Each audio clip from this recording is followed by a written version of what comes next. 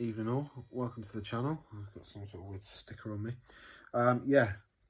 So what we're on Sunday evening now. Yesterday lunchtime, the Toon travelled to Villa Park to take on Aston Villa. It was 3rd against 6th. A difficult game on paper, a difficult game form-wise, although we were flying prior to this game.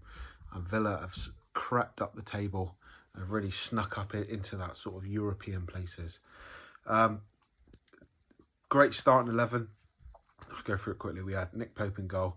Our preferred back four in Dan Burn, Sven Botman, Fabian Schär, Kieran Trippier. Then probably in terms of on paper quality, our best midfield three, Joe Willock, Bruno Guimaraes and Joe Linton. And the front three was Alexander Isak retaining his place after fabulous form recently. Right hand side was Jacob Murphy, and then on the left, Anthony Gordon. So what can I say about this game? We weren't at the races. It's our worst performance of the season by a country mile. But I don't like saying this because I don't like Aston Villa and I love it when we beat them. You've got to give great credit and all props to Aston Villa. They were fantastic yesterday. They did to Newcastle what we have prided ourselves doing to other teams. They out-Newcastled Newcastle.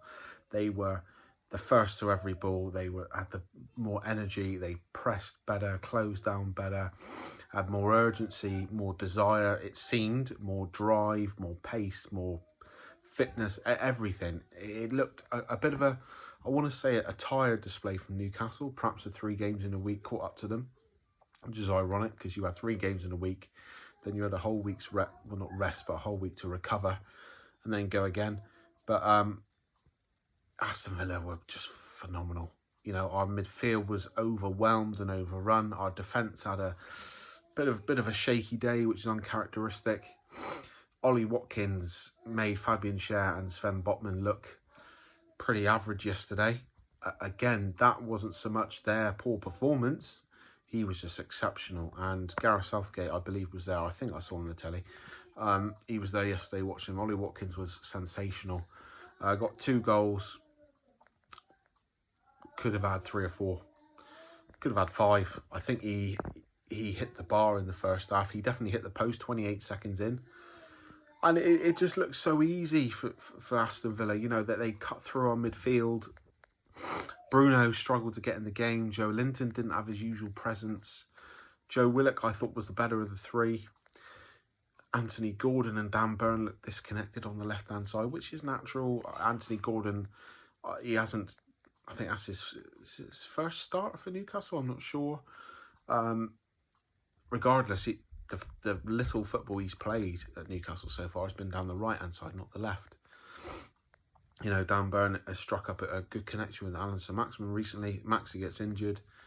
And he and Gordon struggled defensively. I thought Dan Burn, ironically, on one of the Facebook groups, Positive Toon Fans Only, probably the best one there is, I posted about a week ago passionately defending Dan Burn after the game against was it Brentford or West Ham? After the West Ham game, I think. But he did look a bit tired yesterday. He did look a bit ragged, but that was not indicative of his performance. All of our players look like that. Trippier made some uncharacteristic errors. Like I said, Botman and Schär were not manhandled by Watkins, but he gave them the runaround big time. The 3 men in midfield, as I've said, struggled to get in the game from the first kick to the last. Villa overwhelmed us. That is the perfect word. They overwhelmed us in midfield. They seem to have more space all the time. They seem to catch us on the break constantly, catch us outnumbered constantly.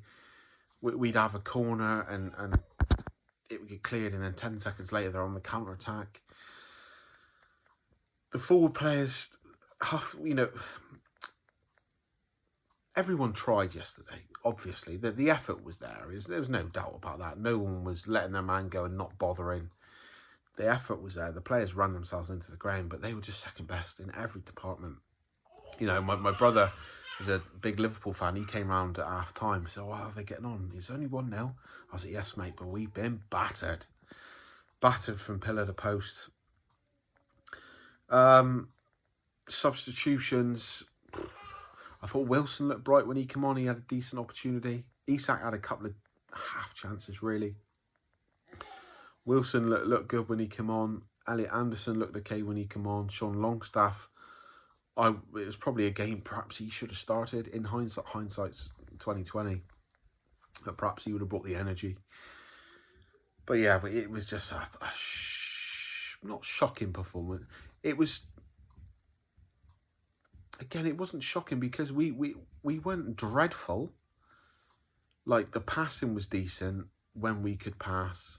Some of our play was lovely, but we were just second best in every department. They just completely outfought us. And I don't want to sort of take the shine off or like not accept defeat, but that was very much more Aston Villa won the game than we lost it. They were sensational yesterday. Well-deserved 3-0. Could have been, probably should have been 4-5. We were lucky to get away with just a 3-0, to be honest. Very fortunate.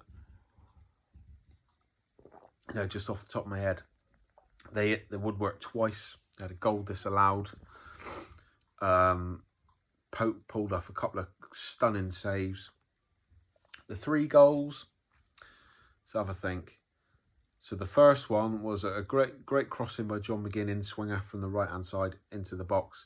Ollie Watkins was well marshalled by, I believe it was Kieran Trippier, but he managed to nod back, and it was a sensational finish from young Ramsey. Nothing Pope could do from that range. He just blasted it low, hard. Okay. The second goal, if I can remember, what was it?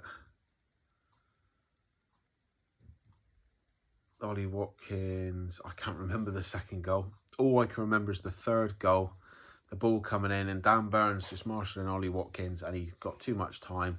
He takes his back to goal, spins, and it goes. Now, that was the second goal, actually. And the third goal was across the box. And this is the only one I'm going to critique Pope on, because the defending wasn't great all day. But the ball comes to Ollie Watkins, takes it first time. He's got the majority of the goal to aim for, because Pope is over in one, say, quarter of the goal to Watkins' right-hand side. He somehow decides to go that way, right at Pope, and he just sort of floundered. It takes a slight deflection, but it doesn't alter the trajectory of the ball, direction of the ball, in my opinion. It's just a shit day, really, because, like I said, I foolishly put up a post on Instagram on my story, the team sheets on the telly, saying, oh, my favourite team to beat or something like that. And we end up getting done 3-0. Could have been 5 or 6. Any bright lights? Well, bar the last goal, I thought Nick Pope played well.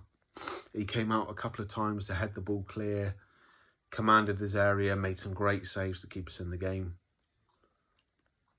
I thought Fabian Schär was the better of the 2 centre-backs, but then again, the attention's always going to be on Botman because he is the better player. So when Botman makes a mistake, it's straight to the forefront of your mind, whereas Fabian Schär, because he's still a quality defender, but he's not at the same level as Botman, so I think he gets away with a lot more.